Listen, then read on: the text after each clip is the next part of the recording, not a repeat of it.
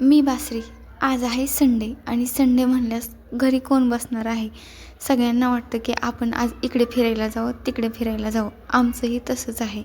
आज होती सुट्टी, त्यामुळे आम्ही गेलो होतो पैठण गेटला काही थोडी शॉपिंग करण्यासाठी. तसा आमचा प्लॅन ना आजचा होता की मला ना काही सिरॅमिकचे स्पॉट घ्यायचे होते, तेच घेण्यासाठी आम्ही गेलो होतो. पण असं झालं की ते जे दुकान होतं ना ते बंदच होतं. त्यामुळे आमचा प्लॅन चेंज होऊन म्हणलं आता आलोच आहोत बाहेर, तर आपण पैठण गेटला जाऊ.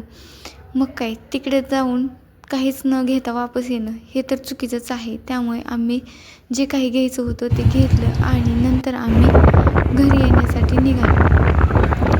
कारण जे पाहिजे ते तर घेतलं नव्हतं, पण मग म्हणलं आलोय तर आपण थोडं घेऊनच जाऊ.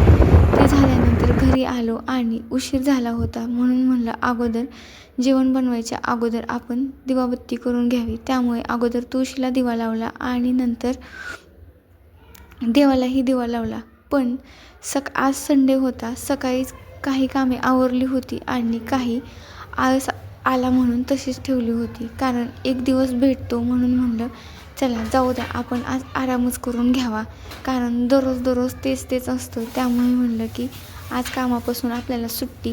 पण तसं काही झालेलं नाही. थोडं लेट उठली आणि थोडा वेळ जे काही करावं वाटले ते करून घेतलं आणि नंतर बाहेर फिरायला गेलो होतो. आल्यानंतर म्हणलं आताच आळस करून जमणार नाही, कारण उद्या नाही सुट्टी.